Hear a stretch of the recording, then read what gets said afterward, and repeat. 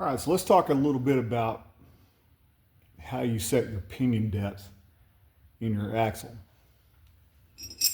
and how that measurement works and what we're actually doing when we talk about setting our pinion depth. So I actually have a 7 5/8 inch GM axle here. It's out of a Camaro. And I mean, there's a couple different ways you could actually set your pinion depth. I mean, you could take your original shim that came from your original pinion gear after you removed your bearing and reuse it, and then check your contact pattern between your pinion gear and your ring gear. Once you were done, see if your pattern was right. However, if your pattern was not right, then I would have to break everything back down after I've already done all my setup, try to remove my pinion bearing without damaging that pinion bearing, and change that shim out. So it's better to have the tools, if they're available to you, to set it up correctly so you know what you're putting in there. So you've got your new ring and pinion gear set. You need to know what pinion shim to use. So when we talk about a pinion shim, let's kind of start there. So here's my pinion gear. And where your large bearing goes on your pinion gear, right here. And that pinion gear goes in your axle housing. And this is not the correct pinion gear for this axle. That's okay, we're just demonstrating here. I have to have a shim between that bearing and that pinion gear to set the level of this pinion gear in the axle housing correctly.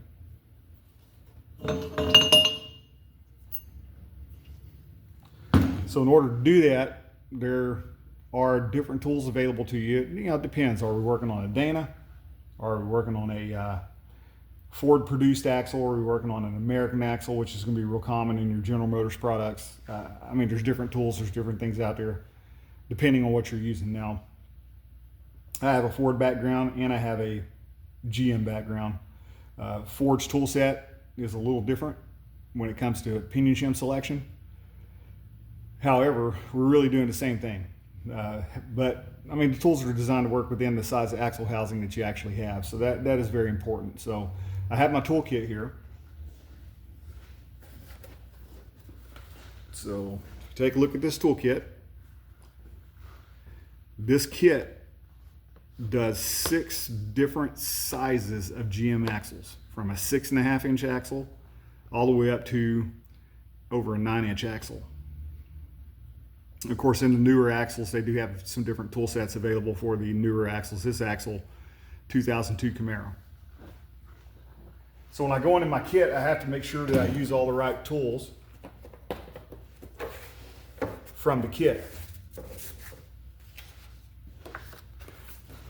So the kit actually comes with a chart, and I would say take this with a grain of salt because the chart's not always accurate, I've come to find out. But it breaks down your different vehicles here. And of course, you know, it's a pretty old kit, so these are all older vehicles that we're talking about on this breakdown, and it breaks down the tools that you need over here on the side. And of course, they also give you somewhat of an illustration here as to how the tools set up in the axle so you can get a proper measurement.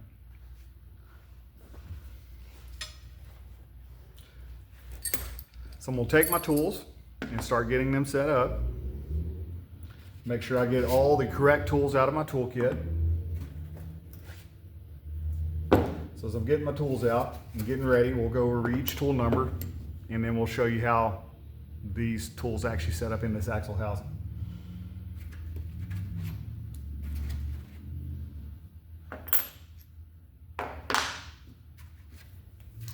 So I'm pulling all the pilot washers out of the kit now. And there's quite a few, because remember, like we were talking about just a minute ago, this kit covers 6 different GM axles. So you have pilot washers, and what these do is these center your pinion bearings in your axle housing for your setup. So you have to select the right ones. That's important. So for this, I'm going to use, as soon as I find them all, I'm going to use this one right here, which is a J-21777-40.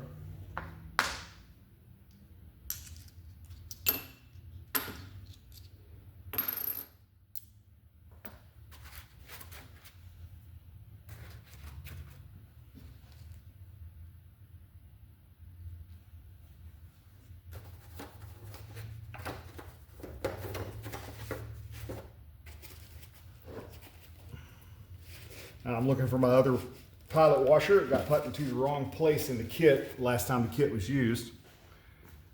I'm going to use this pilot washer right here. This is a J-21777-42. And here's how we're going to set this up in this particular axle housing. I'm going to take my threaded rod with my washer and my nut on it. I'm going to put this pilot washer right on top of that washer right there on the threaded rod. And you can see on this pilot washer, it actually has a little step machined onto it on this particular one. That's for my small pinion bearing, or my outer pinion bearing. It centers the pinion bearing just like that.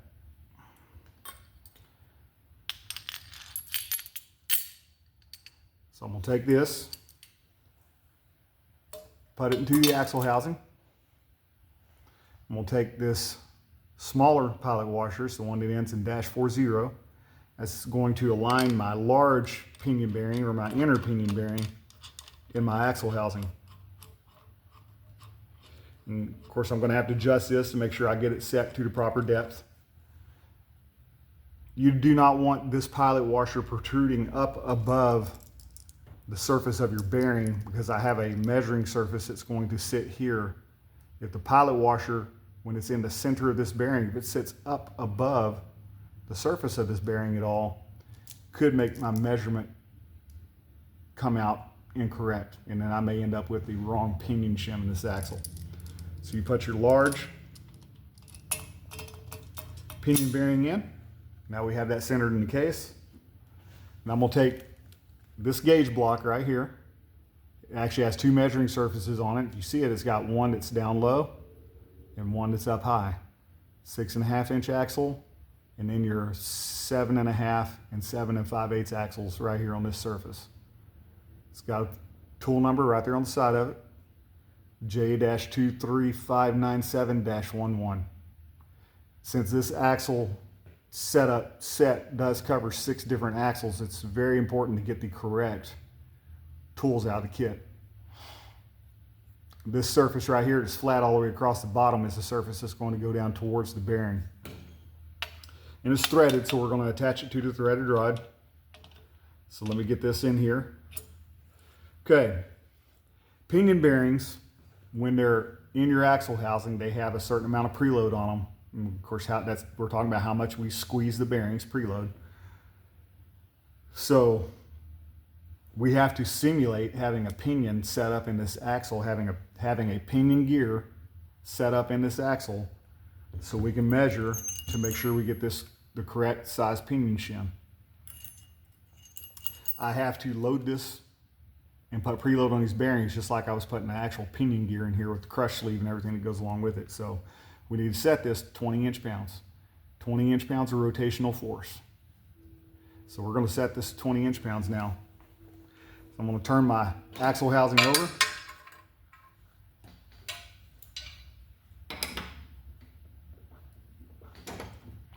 I'm going to take my torque wrench.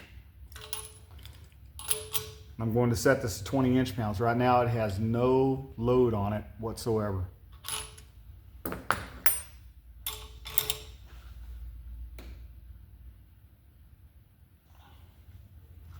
Okay, now I can feel some load, some squeeze on my bearings here, so let's measure that and let's see where we're at. When they say 20 inch-pounds, they're talking about 20 inch-pounds rotational. Rotational, just like you see right here. We're not talking about just torquing it to 20 inch-pounds and stopping. If I did that, that's actually not going to be enough preload, because once I rotate it, we're going to see that number drop. We're talking about rotational force. And I'm at exactly 20 inch-pounds of load on my pinion bearings. So that puts me where I want to be. Turn my axle back over.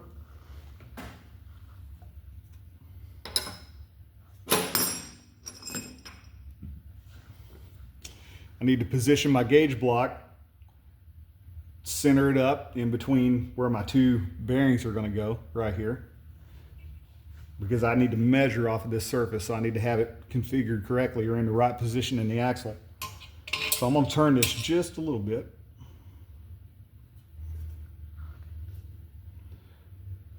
get it in the position where I think it needs to be so I can get the best area on my gauge block here to measure, where I've got the most surface area on my gauge block where I can take this measurement. Okay, so this kit comes with dummy bearings. These simulate your differential side bearings. And you can see they got two surfaces, surface here and a surface here. It's the smaller axles and larger axles. So you make sure you want to configure these in the axle housing using the correct side of this dummy bearing for the size of an axle that you are working on. They have a part number on them as well, or a tool number. They are a J-21777-45.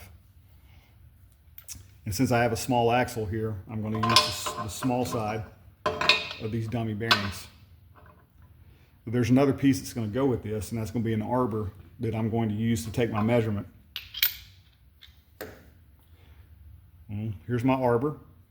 And I'm going to bring out the other arbor and let you take a look at it. So this arbor right here, J-23597-1, is for the smaller axles, the 6 and 7 inch axles. So this toolkit comes with a much larger arbor in it. You can see the difference. Small 6 and 7 inch axles, all the 8 inch axles. You can see the difference in the size of that arbor. That's why it's always important to look at your tool numbers, because this one's a J-21777-1, J-23597-1. I always make sure I use the right one for my application. This arbor, this larger arbor for the bigger axles, will fit in this axle housing. And I've done that before. I put it in here to see what would happen. Numbers were way off. I mean, the pinion shim size numbers, once you take a measurement with this one in the incorrect axle, is off the chart.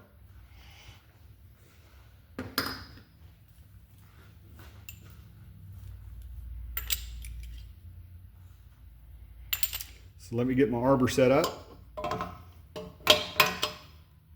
want to make sure that before I even put my bearing caps on here and torque them, that I've got a good contact on my, let me see if I can light that up a little bit. I got a good contact on my gauge block with the end of my arbor. After I get this all set up and we take this measurement, I'm going to remove it and I'll kind of hold it together so you can see what I'm talking about when I say I need to get a good surface to measure off of down here.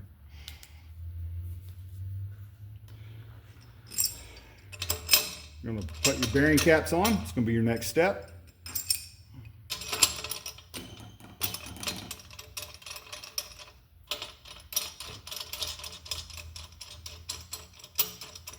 Once you got your bearing caps on and torqued, then we're going to we will be ready to set up our dial indicator and take our measurement.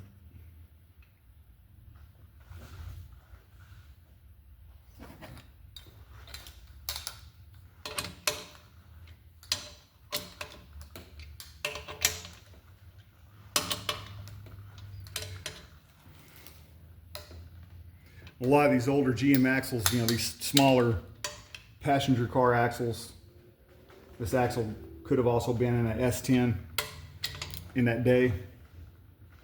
Bearing cap bolts are almost always 55 foot-pounds on your spec. So we have our bearing cap bolts torqued.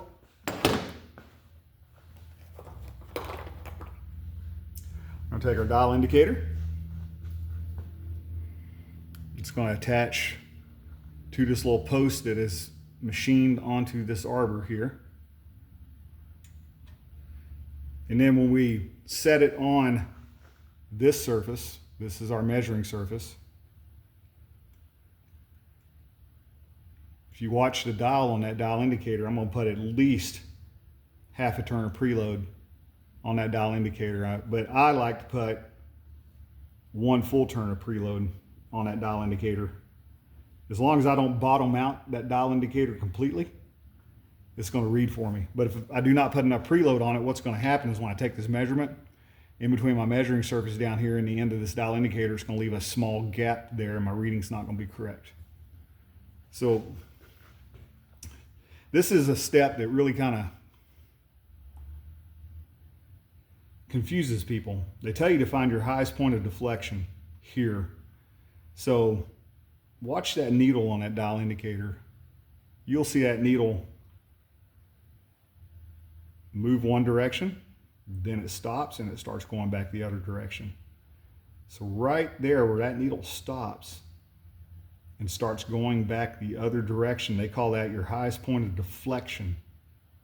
This is where I want to zero out my dial indicator.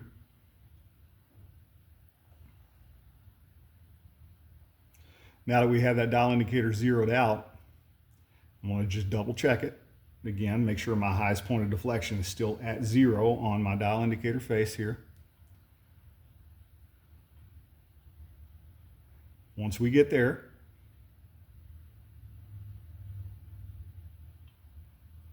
you rotate this arbor until the measuring rod down here falls off of the side of the gauge block. You'll actually hear it click.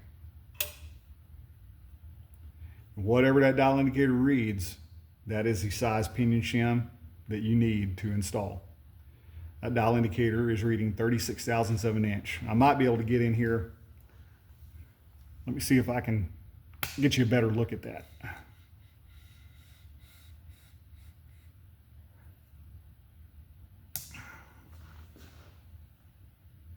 Yeah, maybe. It's still a little hard to see.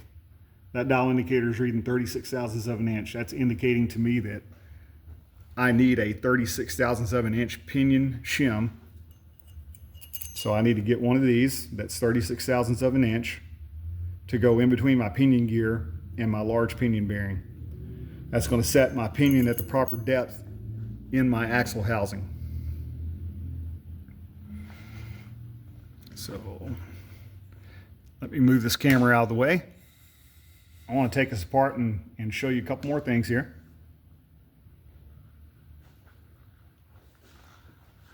I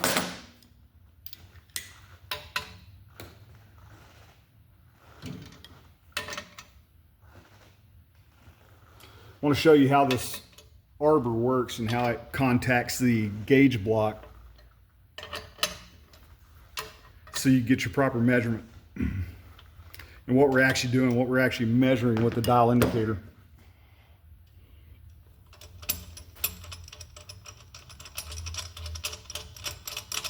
The actual manufacturer instructions on this are okay. You know, a lot of times you pull out manufacturer instructions, it's not as simple as, okay, step 1 do this, step 2 do this, step 3 do this. Manufacturer's instructions in a service manual, always keep in mind that, let's say a service procedure is written. Well, as technicians, I understand things a certain way. As it's written in someone's instructions, it has to go to be approved by lawyers, so they keep themselves out of trouble. Adult language experts change the language to whatever they do. I don't understand that. Adult language experts do not speak technician. We speak technician. We understand what we're saying to each other when we talk. So that's why it's difficult sometimes to understand what they want you to do, because they overcomplicate it in the wording.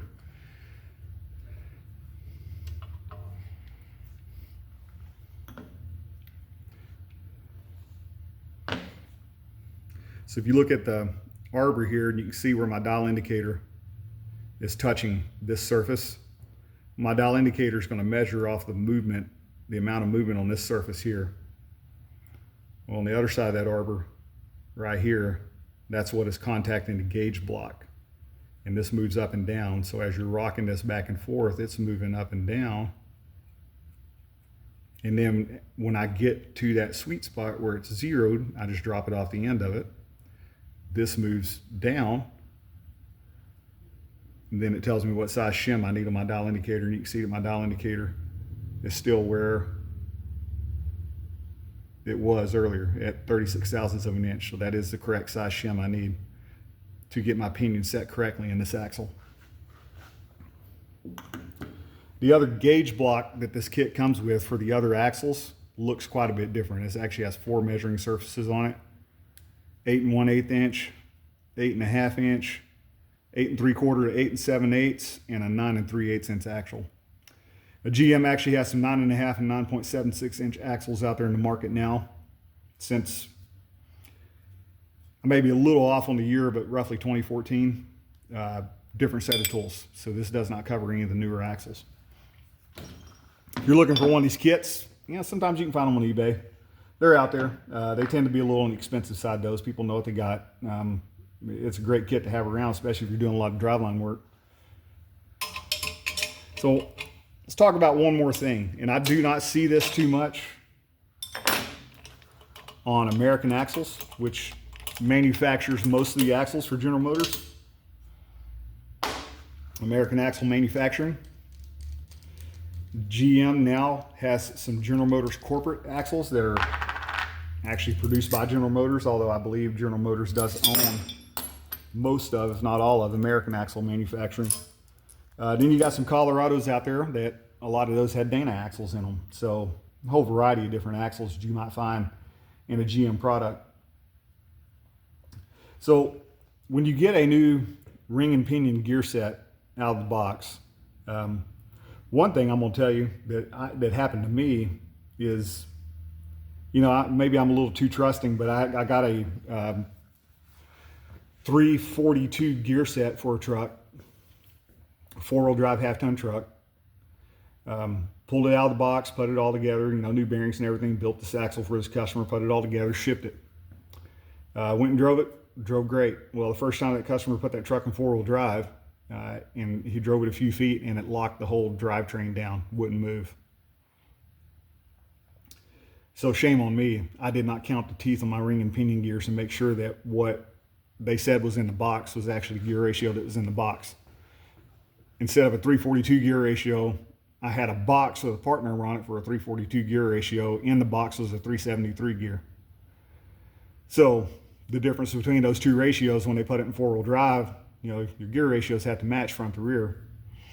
Well, one axle set's turning at a different speed than the other axle set because of the difference in gear ratios. It locked the whole drivetrain down on that truck. So something to look for. Count your teeth. Count your teeth on your pinion. Count your teeth on your ring gear. Divide those two numbers. That gives you your axle ratio. It's that simple. Sometimes on newer gear sets, they actually mark the number of teeth on the gears. So you don't have to do that. You just run the numbers and see if you got the right gear ratio. But something that I have run into before on some of the Ford axles, I had a heavy background with Ford years ago, and on some of the Dana axles, is when, like with all manufacturers, when they machine parts, they have a certain amount of tolerance that they machine these parts in. And as tooling wears down, they have to shut down production lines. They have to retool to bring everything back to where it should be. But they run these gear sets in what they call nominal values, meaning that they know that let's just say, as in this example, every pinion gear that comes out, they know it's going to be the exact same height when it's machined.